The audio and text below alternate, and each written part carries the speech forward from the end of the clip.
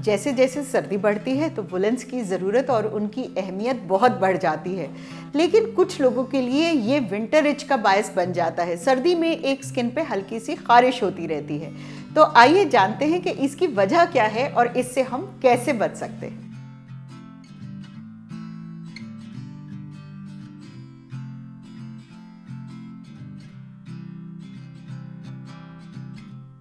वूल जो है वो एक फाइबर है और वो बिल्कुल ह्यूमन हेयर की तरह होता है।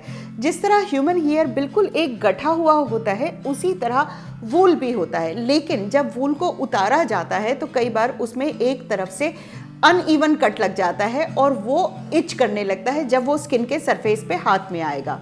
यही चीज़ अगर बेतरतीबी से उतारी गई है तो वो दोनों तरफ जो है वो कांटे जैसे लगने लगते हैं। तो लोग जब इस वूल को यूज़ करते हैं और उसके बाद जब शीप से वूल उतरता है तो उसका केमिकल ट्रीटमेंट होता है। कई बार ये केमिकल्स भी वूल को इची बना देते हैं। तो लोग ये कहने लगते हैं कि भाई हमें वुलन एलर्जी है।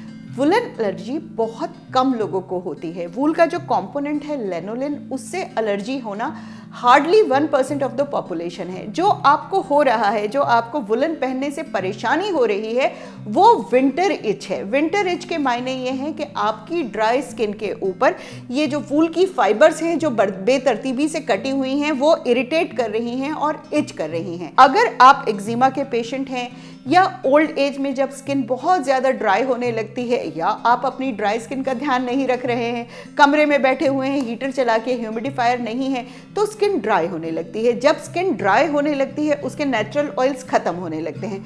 इसके ऊपर आप कुछ भी वूल डालेंगे वो इरिटेट करेगा। ये वूल देखिए, ये बिल्कुल अच्छी तरह से गठा हुआ है, फिर भी इसमें रुएं नजर आ रहे हैं। और अगर ये आपने इरिटेटेड स्किन पे डाला, खासकर स्कार्फ क्या होता है कि गर्दन में पहन रहे हैं, वो बिल्कुल टच हो रहा है।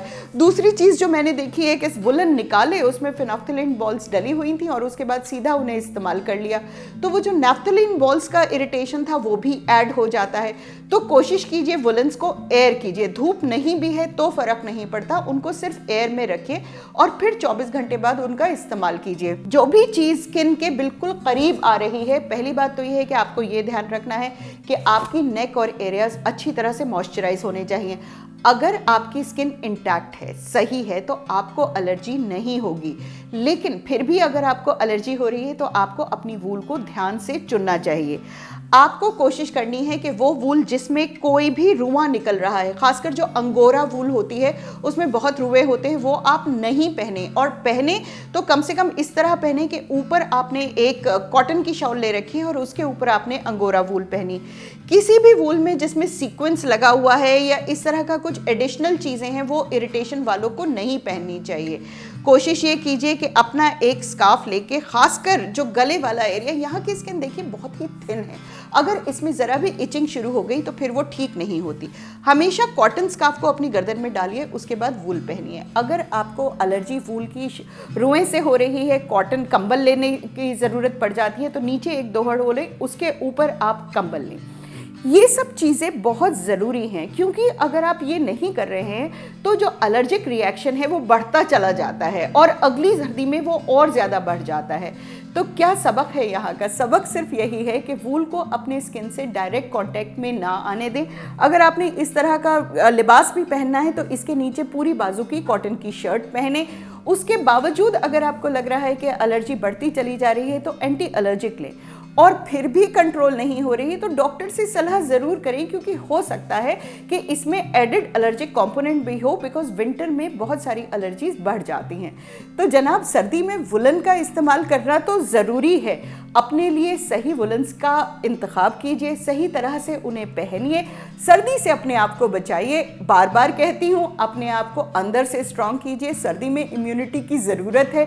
इस सीज़न में डाइटिंग को थोड़ा साइड कर देना चाहिए। हमारी बॉडी शिवर कर रही होती है और शिवरिंग करते हुए उसको ज़्यादा एनर्जी की ज़रूरत होती है। तो ये तो जनाब, ये तो हलवों का और पंजीरी का सीज़न है। अपने आप को अंदर से स्ट्रॉन्ग कीजिए। जब मार्च अप्रैल आएगा तब एक्सरसाइज करके ये उतार देंगे। टेक केयर, विंटर को एंजॉय कीजिए, वुलन्स का सही से इंतखाब कीजिए, लेट्स अप को डाउनलोड कीजिए, and we keep on meeting and talking about different topics.